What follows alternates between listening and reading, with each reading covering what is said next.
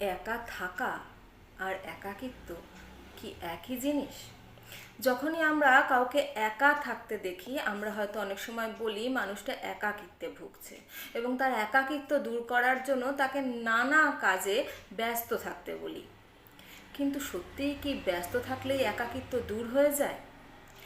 একা থাকাটা অনেকটা নিজের মধ্যে নিজে থাকা, নিজের কাজ নিজে করছি, নিজের সময়টাকে বিভিন্ন কাজে ব্যস্ত করে রাখছি, সব কিছু নিজের মতন করে ঠিকঠাক চলছে। কিন্তু একাকিত্ব শত ব্যস্ততার মধ্যেও দূর হয় না। একাকিত্ব হচ্ছে এমন একটা জিনিস, একটা বিশেষ কোনো মানুষের অভাববোধ। হয়তো সবাই আছে, প্রচুর মানুষের মাঝখানে আপনি আছেন, তবু একটা বিশেষ মানুষের অভাব আপনার কোথায় যেন একটা খচখচ করছে।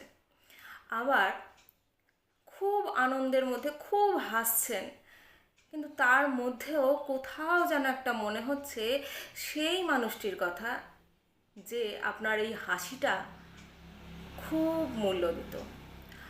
আবার হয়তো সারাদিনে অজস্র কথা বলছেন, তারপরেও মনে হচ্ছে সেই মানুষটা নেই যার সাথে আপনি আপনার বিশেষ কিছু কথা শেয়ার করতে পারতেন।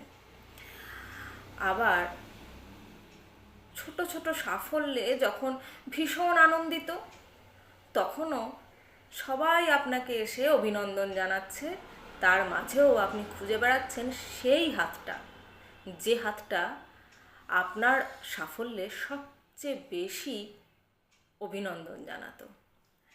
আবার হয়তো খুব দুঃখে পড়েছেন, ভেঙে পড়েছেন, সবাই আপনাকে সামলাচ্ছে, সবাই আশ্বস্ত করছে, সাহস যোগাচ্ছে, কিন্তু তারপরেও আপনার মনে হচ্ছে সেই কাঁধটা নেই যেখানটায় মাথা রেখে আপনি নির্দ্বিধায় কাঁদতে পারতেন। আবার কখনো কি এরকমও হয় যে সব কিছু ঠিকঠাক চলছে, খুব ভালো দিন কাটছে, তবু কোথাও যেন একটা অভাববোধ রয়েই যায় সেই একটি মানুষের জন্য। একাকিত্ব বোধহয় একেই বলে।